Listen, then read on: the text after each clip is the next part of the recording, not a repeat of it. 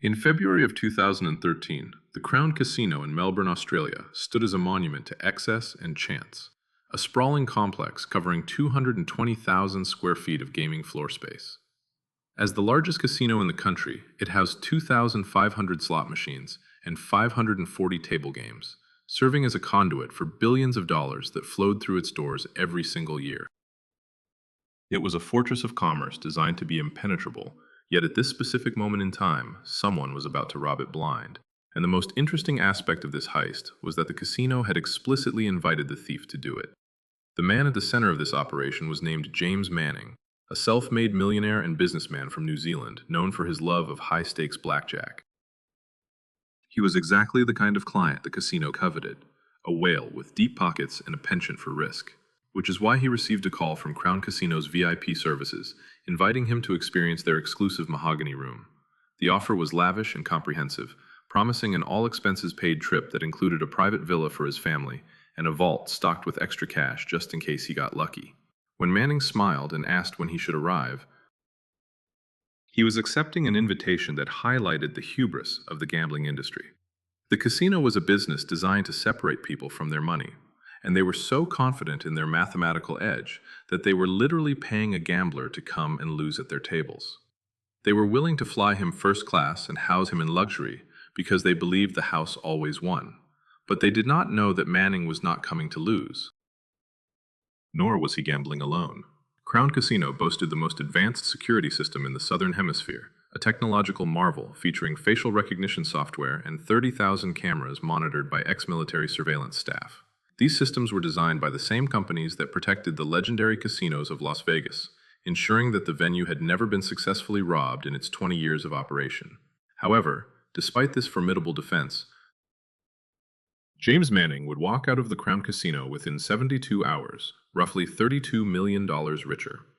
The stage for this unprecedented theft was the Mahogany Room, located on the first floor of the Crown Towers Hotel, an invitation-only sanctuary where minimum bets started at $500 and the maximum was limited only by the depth of the player's wallet.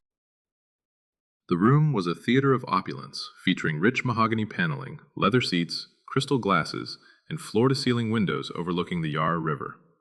Personal hosts were on hand to remember drink orders, and the dealers were the best in Australia, all part of a carefully constructed atmosphere designed to make players feel like royalty while they handed over their fortunes. Upon his arrival, Crown assigned Manning a personal VIP handler, whose sole job was to ensure he had everything he needed, from food and drinks to entertainment, anything to keep him playing and happy. What the casino management did not realize was that this specific VIP handler had a price, and Manning had already paid it. Although her name was scrubbed from public records and the casino buried the story after firing her within 48 hours, investigations suggest a narrative that fits the evidence perfectly regarding a woman we can call Sarah.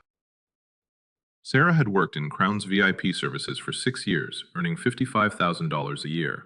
But in late 2012, her life had unraveled when her mother was diagnosed with stage 4 cancer. Medical bills began piling up at a rate of $15,000 per month, far exceeding what insurance covered, leading Sarah to remortgage her apartment and drown in credit card debt.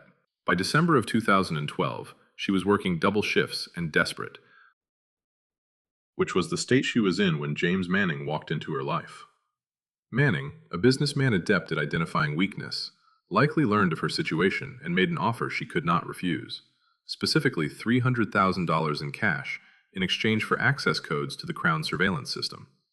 Faced with crushing bills and a dying mother, Sarah became the human vulnerability in a $50 million security system, providing the necessary information before disappearing into obscurity with a severance package and a non-disclosure agreement.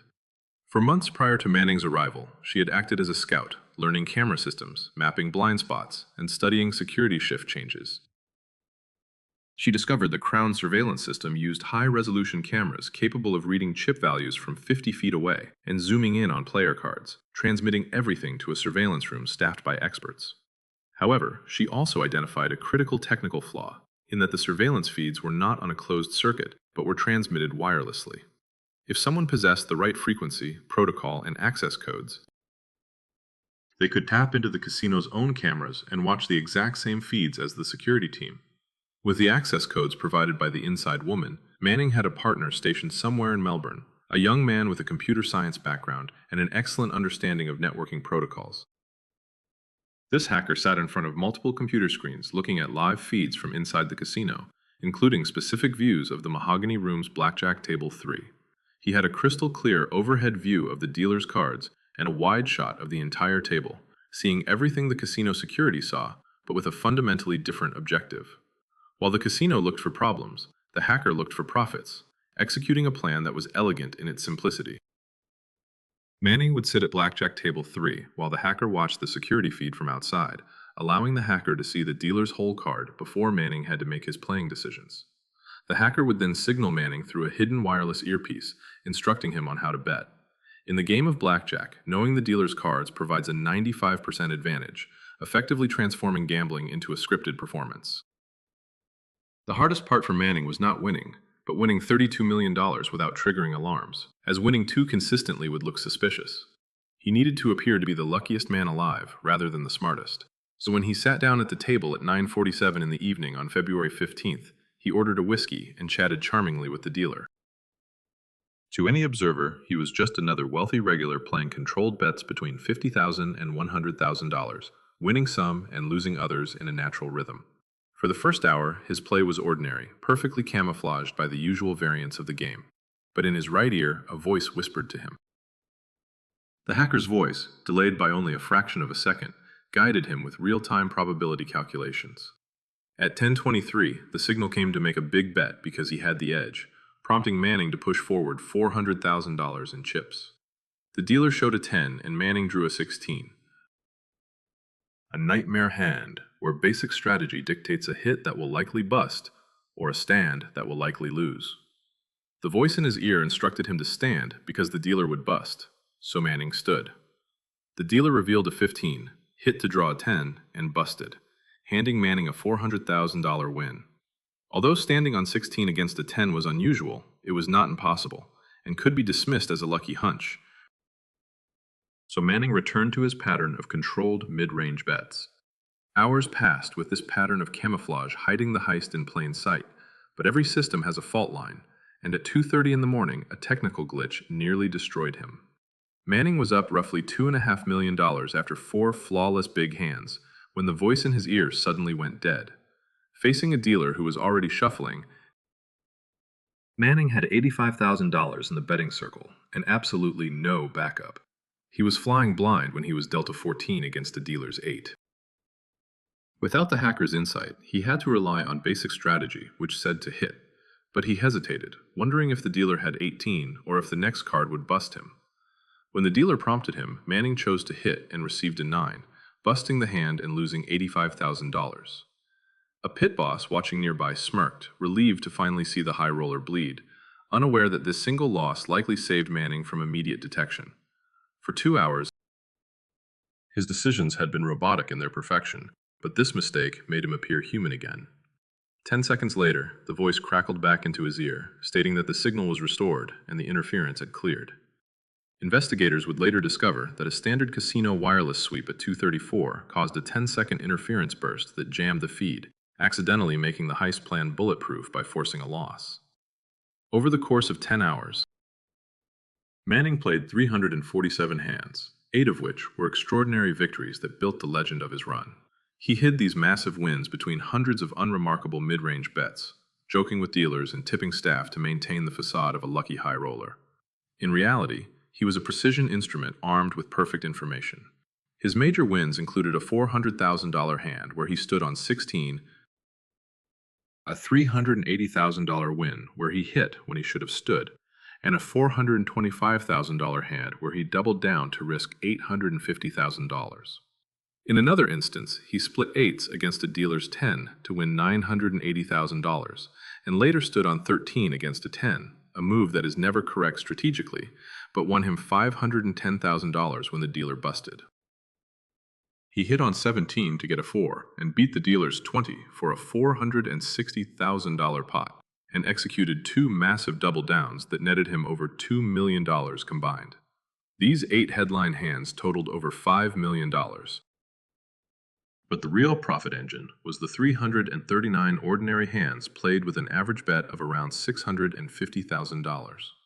Knowing the dealer's hole card lifted his win rate from 50% to roughly 60%, giving him a massive 12% effective edge.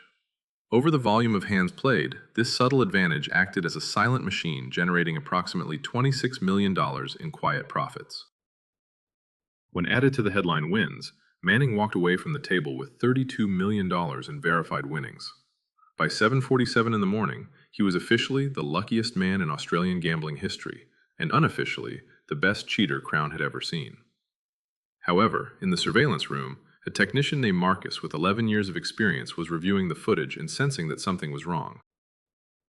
He pulled up the footage of Table 3 for the last 8 hours, specifically looking for every hand over $300,000. Marcus checked everything from dealer procedures to marked cards and signals, but the play looked clean until he noticed a peculiar behavioral tic. Manning kept touching his right ear occasionally, a gesture that resembled someone adjusting glasses, even though he was not wearing any. Marcus zoomed in frame by frame until he spotted a tiny, flesh-colored device in Manning's ear canal, smaller than a fingernail. Realizing that someone was feeding Manning information, Marcus pulled the network logs and discovered that someone had accessed the surveillance cameras remotely from outside the building. The realization hit that Crown's $50 million security system had been hacked and used to rob the casino, prompting Marcus to wake up the head of security and the casino manager. By 6 in the morning, Manning's winnings were frozen, and 15 minutes later, security was at the door of his private villa. When the knock came at 6:23, Manning was celebrating with his wife and children, who believed their father had just experienced the luckiest night of his life and were already planning how to spend the fortune on private schools and a new house. Manning opened the door to find 6 serious former military security guards who asked him to come with them, causing his wife to turn white with fear. The guards informed him there had been an irregularity with his winnings, and although Manning knew exactly what that meant, he played calm and agreed to go after getting dressed. He was escorted to a private security office rather than a police station, as casinos prefer to handle such matters internally. Sitting in the office without handcuffs, Manning listened as the security team laid out their evidence, citing the 8 statistically impossible hands, the discovery of the earpiece, and the unauthorized access to their camera system. When asked to explain, Manning remained silent, adhering to the strategy of denying everything and saying nothing without a lawyer. Crucially, Manning had not yet cashed out his chips, meaning they were still in the casino system, which prevented Crown from accusing him of stealing money that technically still belonged to them. When Manning asked if he was under arrest and was told that police were being contacted, he requested to leave. The security chief issued an ultimatum that Manning was banned forever from all Crown properties and threatened him with arrest for fraud if he ever tried to cash the chips.